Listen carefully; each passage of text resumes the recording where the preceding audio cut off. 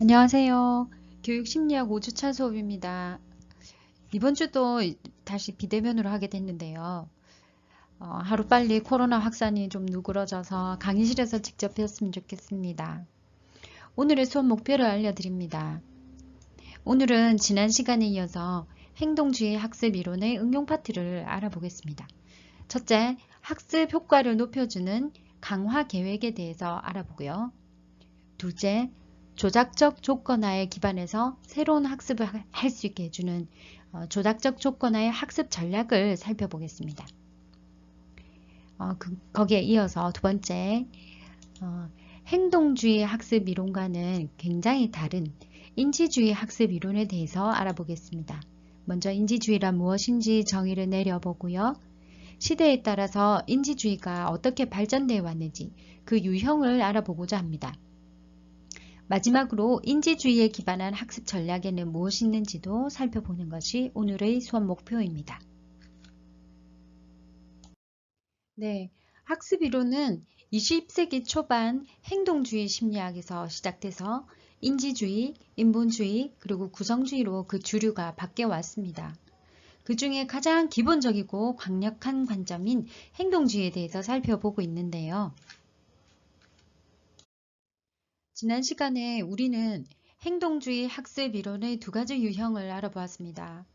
바로 고전적 조건화 이론과 그리고 조작적 조건화 이론이었는데요. 행동주의는 인간은 자극에 대해서 반응하고 또 외부 세계에 충동과 욕구를 갖고 그것을 발현하는 유기체라는 관점에서 출발하고 있습니다. 그러면 이 고전적 조건화와 조작적 조건화 간의 차이는 무엇일까요? 네, 바로 인간이 얼마나 능동적인가에 대한 입장의 차이에서 이 두 가지가 이제 차이를 보여주고 있습니다. 외부 세계에서 자극이 들어오면 거기에 반응하는 것이 학습이다 라는 관점이 고전적인 조건화 이론이었죠. 반면에 인간의 유기체적인 충동 혹은 욕구를 실현하기 위해서 인간은 먼저 행동하고 그 결과로서 원하는 보상, 즉 강화를 얻어낸다는 것이 학습이다. 이렇게 정의 내리는 입장이 바로 조작적 조건화의 정의입니다. 인간의 능동성과 자발적인 학습 의지를 강조한 걸로 보면 확실히 조작적 조건화 이론 쪽이 인간을 좀 더 발전된 존재로 바라보고 있는 셈입니다. 네, 그렇기 때문에 조작적 조건화 이론에서 가장 중요한 개념은 바로 무엇일까요? 예, 바로 보상, 즉 강화입니다. 행동을 하도록 이끌어내는 강력한 유인물이 바로 보상, 즉 강화기 때문인데요. 이제 이 행동을 강력하게 정착시키는 유인물인 강화가 어떻게 주어지면 더 효과적인지 알아볼 건데요. 강화는 행동을 한 뒤에 항상 제공이 되는 계속적인 강화가 있고요. 일정한 간격을 두고 주는 간헐적인 강화가 있습니다. 이 간헐적 강화는 다시 일정한 행동 횟수에 따라서 주어지는 비율 강화가 있고요. 일정한 시간이 지나면 저절로 주어지는 간격 강화가 있습니다. 자, 이 강화 유형은 다시 고정 간격 강화와 변동 간격 강화, 그리고 고정 비율 강화와 변동 비율 강화, 이렇게 네 가지 유형으로 나누어집니다. 네, 먼저 고정 간격 강화부터 살펴볼게요. 행동 횟수랑은 상관없이 일정한 시간이 지나면 규칙적으로 주는 이 고정 간격 강화는요. 예를 들어서 10초가 지나면 저절로 전기 충격이 주어지는 경우, 또는 매월 25일이 되면 따박따박 들어오는 월급, 이런 것들이 고정 간격 강화의 예들입니다. 두 번째, 변동 간격 강화의 경우 사례를 한번 볼게요. 일정하진 않지만 얼추 평균적인 시간대에 강화가 일어나는 경우를 변동 간격 강화라고 합니다. 이런 사례는요, 오전 중에 표범들이 하는 사냥 같은 것이 사례가 되겠습니다. 표범들의 사냥 성공률은 30%가 채 되지 않는다 하죠. 10번 시도해서 3번 성공하면 굉장히 성공적이라는 뜻입니다.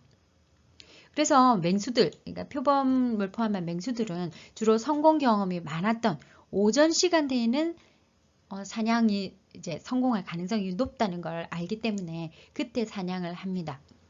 즉, 자기의 사냥 활동이 아니라 오전이라는 시간, 이것을 초점을 두고 사냥에 이제 임한다는 거죠. 네, 그 다음 고정 비율 강화를 한번 살펴볼게요.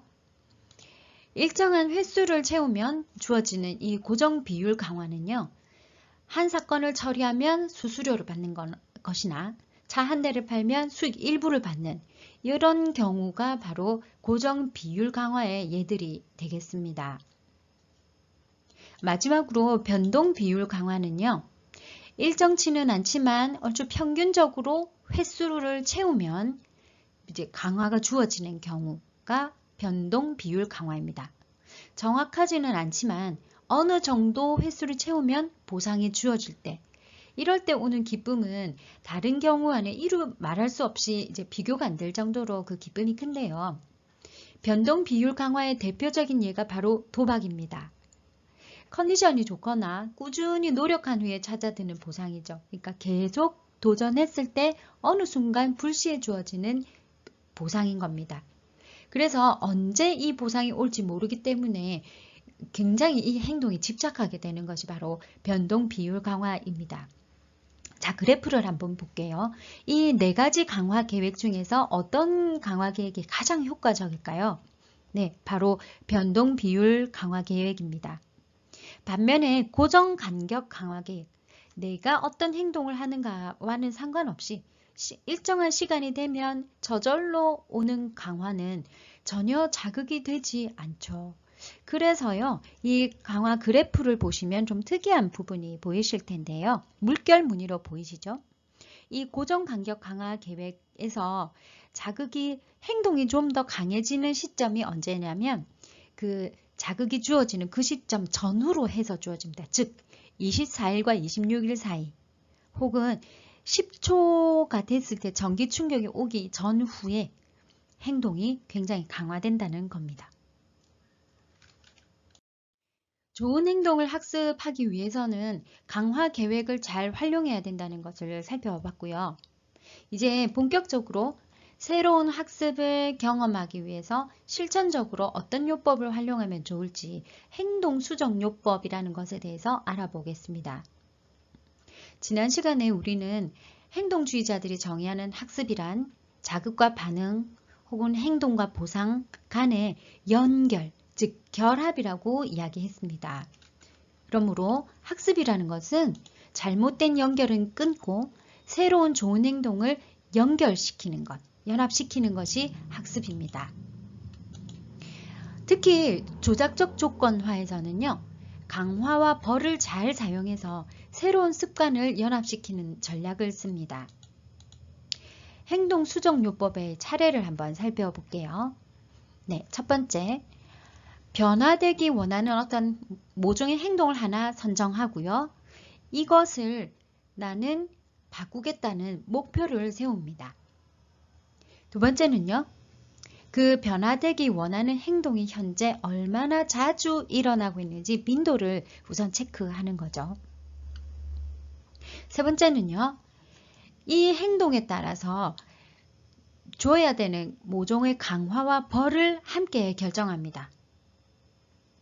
네 번째는 일정 기간 동안 이 행동에 따른 강화와 벌을 계속 주면서 행동 변화가 일어나는지를 스스로 또 기록을 합니다.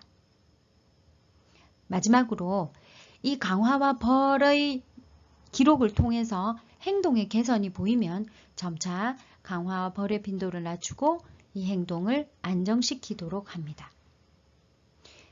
네, 얘가 좀 추상적이었다면 사례를 한번 살펴보면서 이 행동 수정 요법을 좀 더 정확히 이해하도록 하겠습니다. 네, 이 그림들은 사실 앞 슬라이드에 링크되어 있는 동영상의 내용입니다. 앞 슬라이드에 파란 글씨를 찾아서 링크를 찾아보시면 아주 재밌는 동영상을 보실 수가 있을 거예요. 네, 이 한 여대생의 이야기인데요. 이 여대생은 자기 방을 치우는 걸 너무 힘들어합니다. 아무리 해도 스스로 방을 깨끗이 할 수가 없어서 행동수정요법에 도전했습니다. 그래서 첫 번째로 가장 자기가 바꾸고 싶은 행동이 무엇인지 이것을 목표로 정하고 행동계약서를 작성을 합니다. 자기의 문제되는 행동이 무엇인지, 정확히 어떻게 바꾸고 싶은지, 그리고 이 행동을 바꾸면 어떤 상을 줄지 사전에 결정을 해둔다는 겁니다. 자, 두 번째 단계는요. 현재 자신의 행동 습관을 기록하는 것입니다. 지금 이 여대생의 사례처럼 방을 못 치워서 방을 어지럽히는 습관을 가진 분도 있을 거고요. 다이어트나 담배 끊기에 도전하는 사람들도 있을 텐데요. 만약에 다이어트 습관을 기르고 싶을 때는 냉장고에, 그리고 금연하는 습관을 기르고 싶을 때는 담뱃갑에 기록표를 붙여놓고 자신이 어떤 때에 무엇을 먹었는지 또는 담배를 어디서 몇 번 피웠는지를 간략하게 기록을 합니다.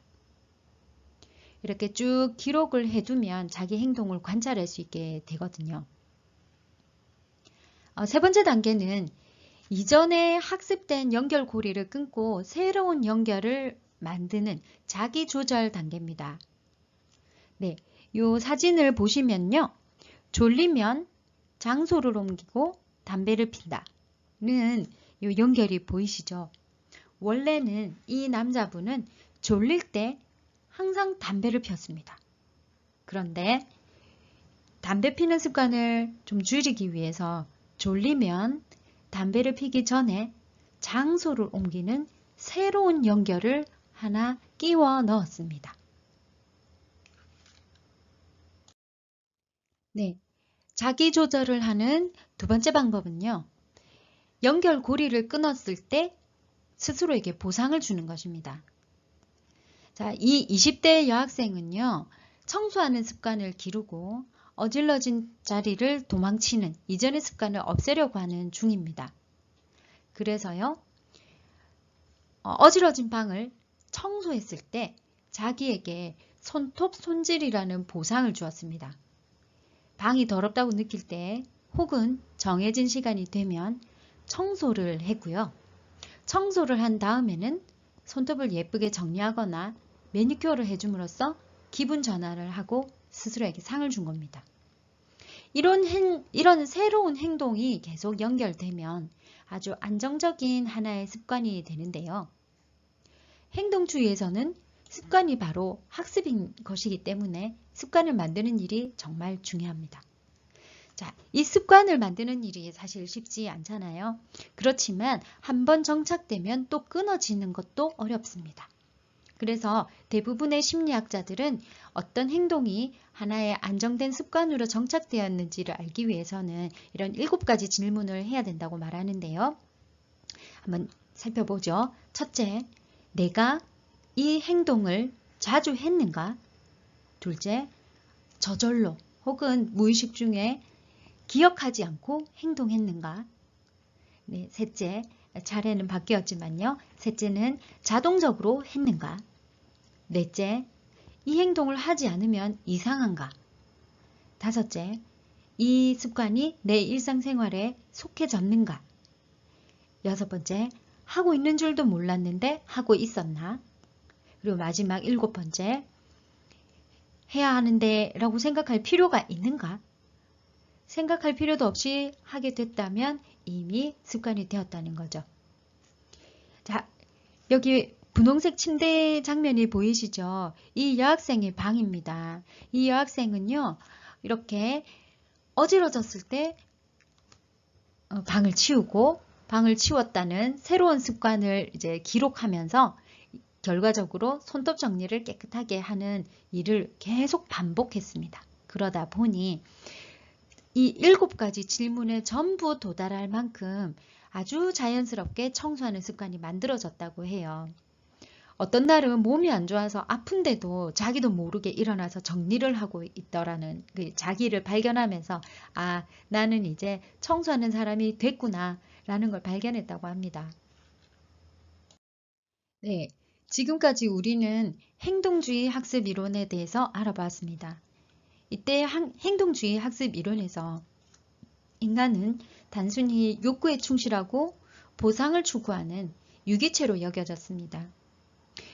이 같은 관점에 반발해서 인간은 고도의 지적 능력과 사고 패턴을 갖고 있는 존재다 라고 주장하는 또 다른 학습 이론이 등장했는데요.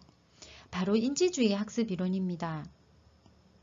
인지주의는 자극과 반응 사이에 존재하는 어떤 인간의 정신적 능력, 즉 생각하고 기억하고 스스로 판단하는 사고 능력에 관심을 갖고 있습니다. 기존의 행동주의는요. 인간의 정신적인 능력, 즉 심리를 검은 상자에 비유해 왔었거든요. 아예 알 수 없는 요소라고 간주했던 것입니다. 학습이란 행동을 바꾸는 것이지 알 수 없는 정신세계를 통제하는 게 아니라는 것이 행동주의의 입장이었습니다. 그러나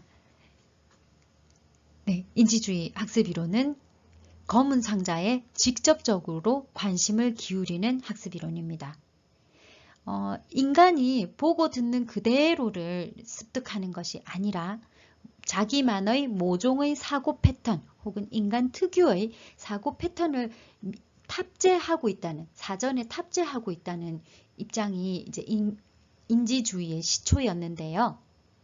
이런 초기 인지주의 입장을 바로 형태주의라고 합니다. 여기 세 개의 선이 보이시죠? 원래 이 세 개의 선은 길이가 똑같습니다. 그런데 우리 눈에 이 세 개의 직선이 똑같은 길이로 전혀 보이지 않죠. 이 끄트머리에 이 화살 격자가 안으로 굽은 것은 선이 짧아 보이고 바깥으로 나온 것은 선이 길어 보입니다. 왜 그럴까요? 우리는 사물을 있는 그대로 보는 게 아니라 모종의 패턴을 가지고 바라보기 때문이라는 게 바로 초기 인지주의 심리학자들, 즉 형태주의 심리학자들의 주장이었기 때문입니다. 여러분 여기 슬라이드에 파란색 글씨를 클릭하시면 재미있는 착시 현상의 동영상이 링크되어 있는데 한번 기분 전환 겸 살펴보시면 좋겠습니다. 이 그림 안에 들어있는 이 동영상 안에 들어있는 대표적인 그림들이 무엇이 있냐면 아주 아름다운 여인, 목걸이를 끼고 있는 아름다운 여인이 어떻게 보느냐에 따라서 아주 흉측한 늙은이로 보이는 그 그림이 들어있고요. 흑백 화면에 꽃병이 중앙에 있는 그림을 자세히 살펴보면 남과 여가 서로 마주보고 있는 그림으로 보여지는 그런 그림도 있습니다. 대표적인 착시 현상 그림이죠.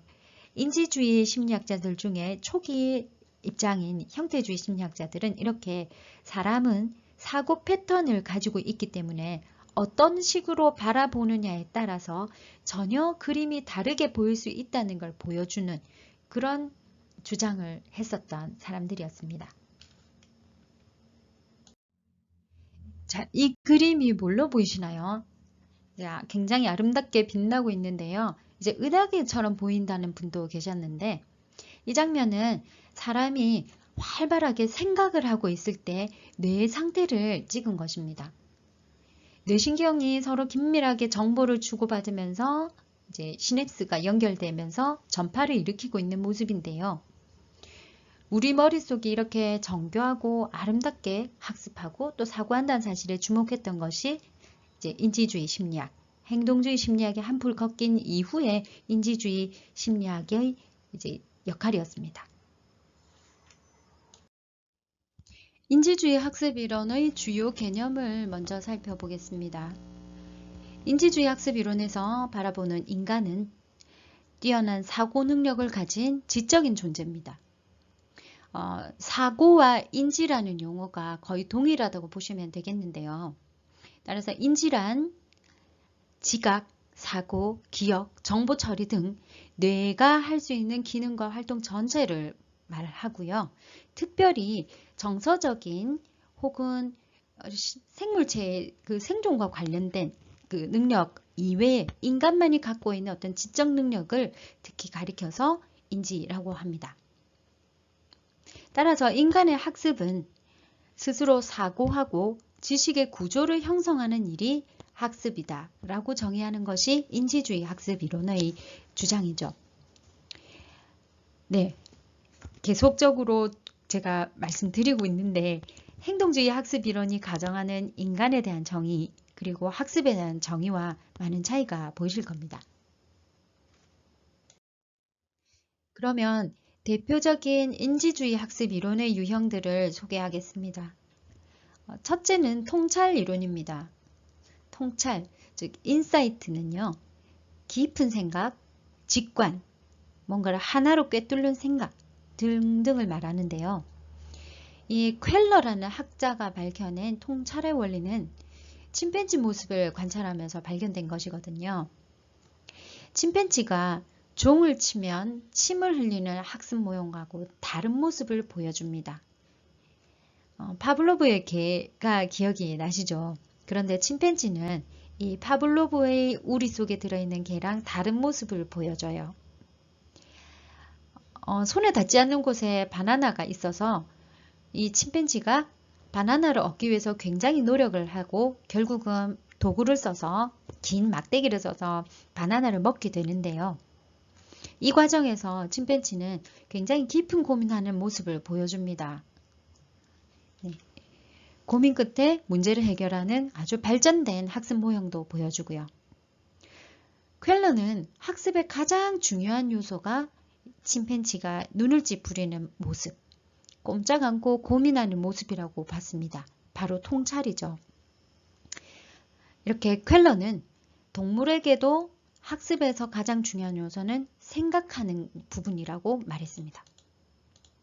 자, 둘째, 잠재학습이 있습니다. 이 잠재학습은 톨민이라는 학자가 발견한 원리인데요. 톨민은 세 마리의 쥐를 미로 찾기 실험에 동원했습니다.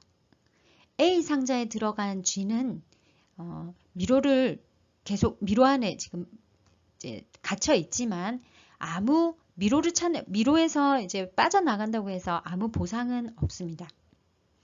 두 번째 B 상자에 들어있는 쥐는요.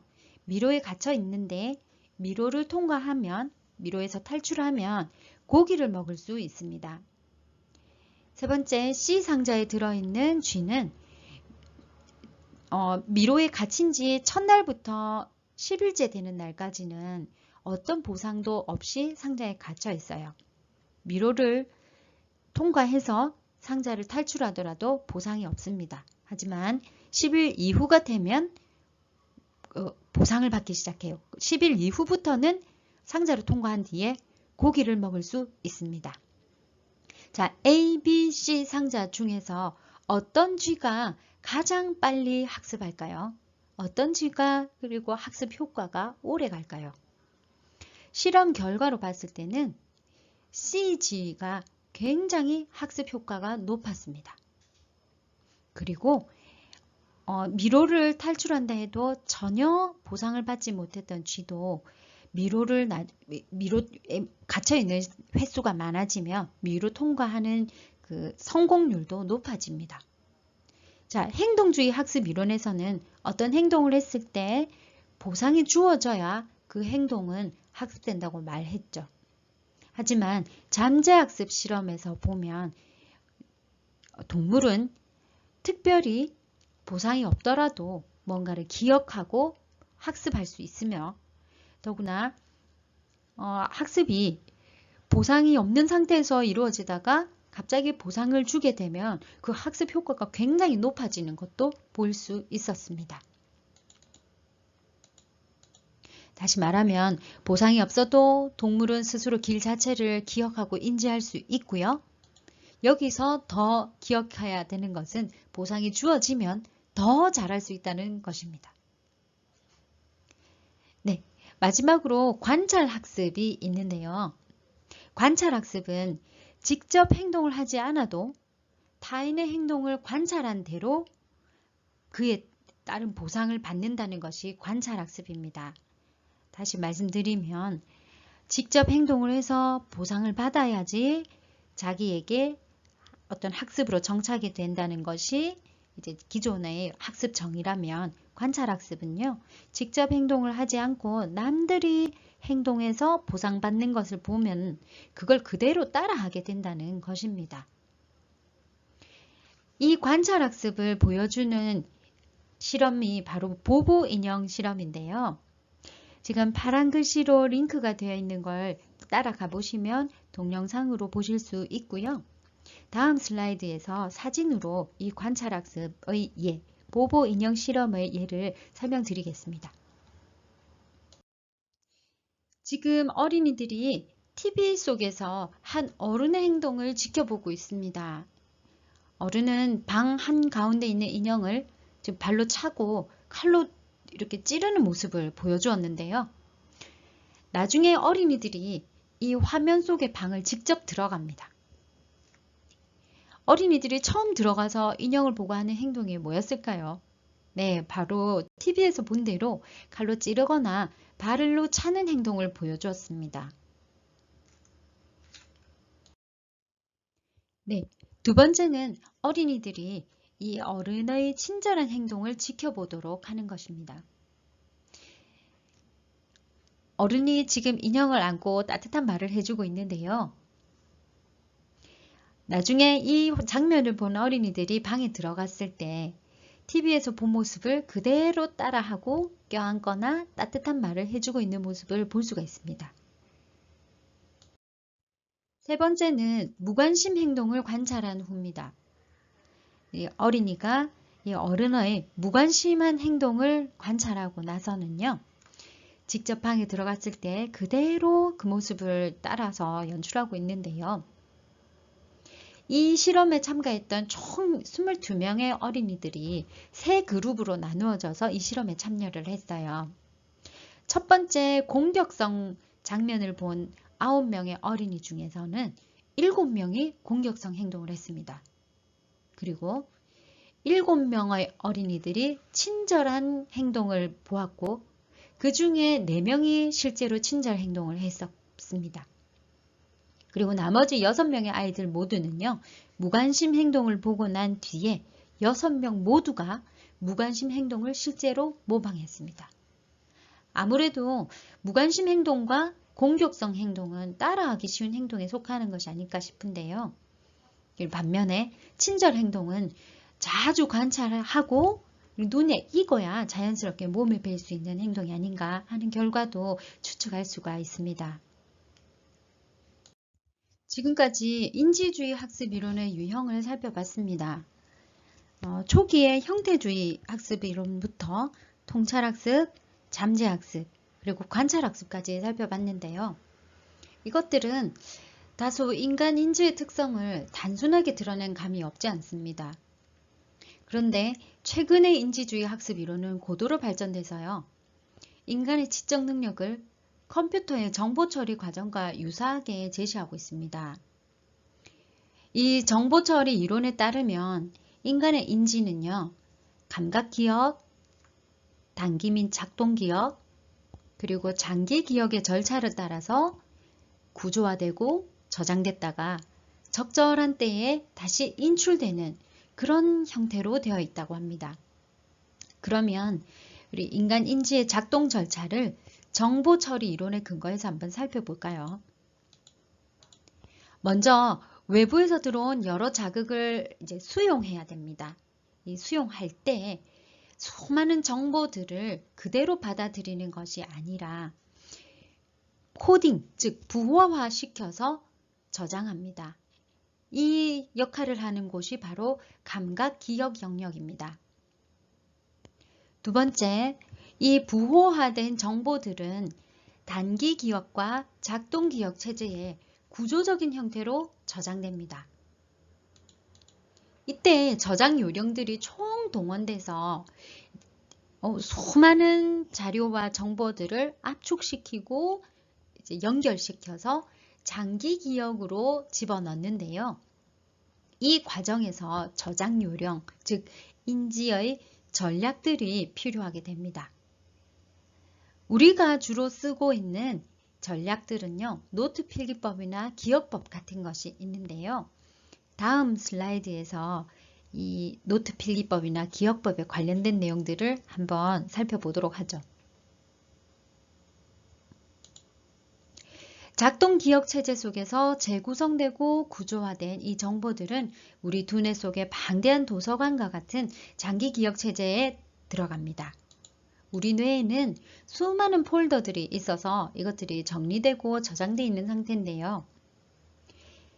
이 도서관과 같은 장기 기억 체제들은 차후에 적절한 상태에서 정보들을 인출시켜야 하는 역할을 하고 있습니다. 부호화나 구조화가 잘 되지 않아서 잊혀지고 사라진 경우, 혹은 제대로 저장은 됐지만 폴더 정리가 안 돼서 적절한 때 인출이 안 되는 경우들, 이런 경우들을 줄이기 위해서 우리는 학습에서 고도의 전략들을 사용해야 합니다. 인간은 고도로 발달된 인지 능력을 갖고 있고 수많은 자료와 정보들을 저장하고 또 다시 인출할 수 있어야 된다는 것이 인지주의 학습 이론의 주장입니다. 여기 따르면 효과적인 학습 전략, 제대로 자료와 정보를 압축시키고 부호화시키며 저장하고 정리하는 전략이 중요하다는 것인데요. 그러면 이 대표적인 전략들이 뭐가 있을지 살펴보겠습니다. 첫째, 많은 자료와 정보를 제대로 부호화해서 작동 기억으로 넣을 때 사용되는 전략입니다. 기억법과 노트 필기법인데요. 기억법의 경우는 머리자만 따서 외우는 초두성의 원리, 전화번호처럼 7개만의 정보를 한 단위로 묻는 청킹, 그리고 익숙한 것과 새로운 것을 연상시키는 연상법 등이 있고요. 노트 필기법은 대제목, 중제목, 소제목 이렇게 분류해서 거기서 또 세분화와 가지치기를 해서 내용을 범주화시키는 마인드 매핑 방법이 있고, 그것과 유사하게 이제 비슷한 범주들을 이제 평등하게, 대등하게 나누는 어골도 기법이 있습니다.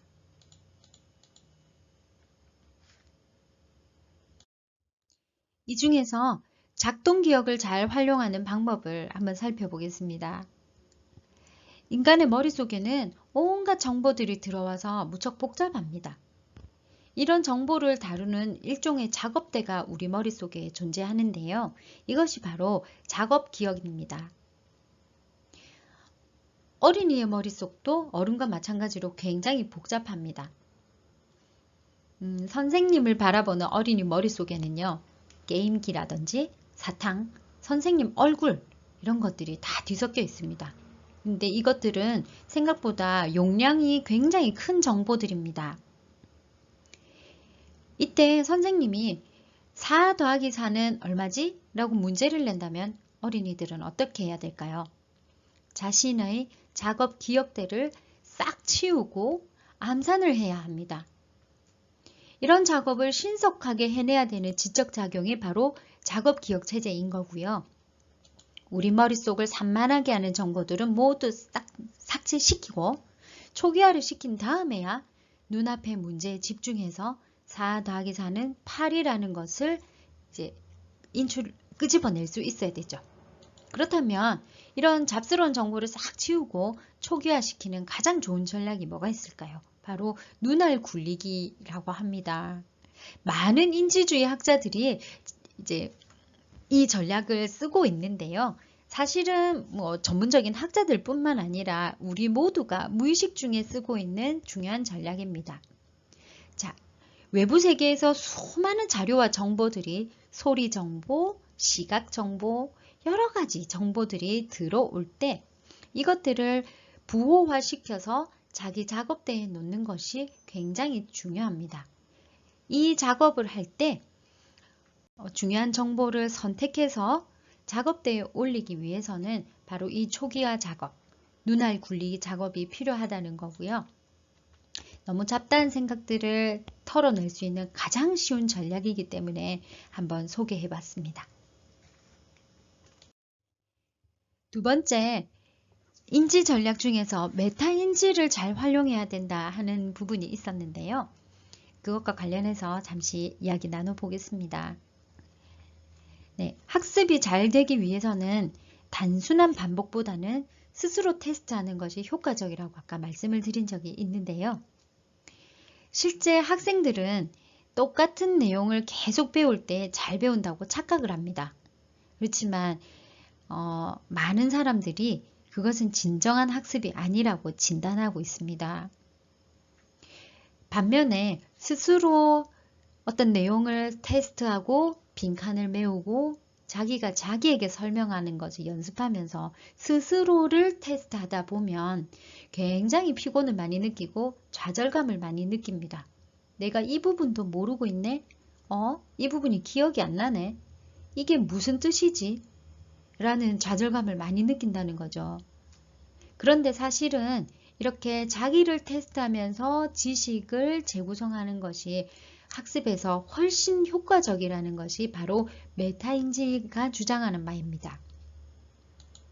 보통 학원에서 공부를 하고 있는 학생들은 혼자 하는 것보다 훨씬 공부를 잘하고 있는 기분이 든다고 얘기한다는데요. 학원에서 공부하면 공부를 더 잘한다는 생각을 갖는 대부분의 학생들이 사실은 성적이 중하위권의 학생들입니다. 사실은 최상위권 학생들은 학원을 다닌다고 해서 공부가 잘 된다고 생각하는 것이 경향이 거의 0%죠. 네, 스스로 공부해서 스스로가 이해하고 있을 때만 정말 공부를 잘하고 있다고 느끼는 이런 경우들이 이제 상위권 1%의 경우라는 걸 볼 때 시사하는 바가 정말 크다는 걸 우리가 알 수가 있습니다. 결국 인지 전략 중에서 메타인지를 활용하라는 뜻은 자기가 얼마나 이 내용을 잘 알고 있는지 혹은 어떤 부분을 모르는지 스스로가 스스로를 테스트하면서 공부할 때 학습이 진정하게 그리고 효과적으로 이루어질 수 있다는 것입니다. 여러분, 오늘 교육심리학 5주차 수업을 함께 하셨는데요. 행동주의 학습 이론에서 강화 계획과 그리고 인지주의 학습 이론의 다양한 유형 그리고 인지주의 학습 전략 중에 작업 기억을 활용하는 법 그리고 메타인지를 활용하는 법을 살펴봤습니다. 네, 거기에 기반해서 간단하게 세 문제를 드렸는데요. 슬라이드만 충실히 보셔도 충분히 푸실 수 있는 문제들입니다. 네, 세 문제 풀어주셔서 출석을 출석을 증명해 주시고요. 수업에 잘 참여해 주신 걸로 제가 잘 이해하겠습니다. 네, 오늘 수업은 여기까지고요. 수고 많으셨습니다.